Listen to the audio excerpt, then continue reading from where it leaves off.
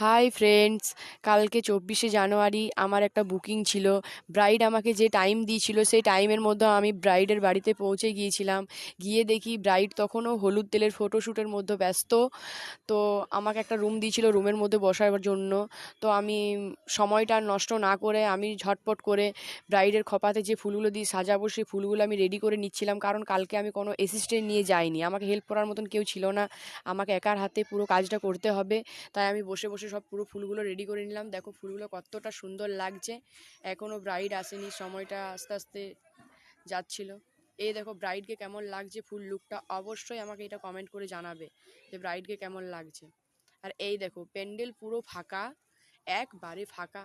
আমাকে এত রিকোয়েস্ট করছে, আমি বলছি যে ফাঁকা লাগছে, আমি খাবো না, প্যান্ডেল একবারে ফাঁকা। ব্রাইডের বাড়ির লোক তো আরও বেশি জোর করছে, না না খেয়ে যেতে দেবো না, তোমার ব্যাগটা আমি দেবো না। ব্যাগ রেখে নিয়েছিল জোর করে। আর আমাকে রাঁধুনি জিজ্ঞাসা করছে, মা রান্নাটা কেমন হয়েছে? সত্যি রান্নাটা দারুণ হয়েছে।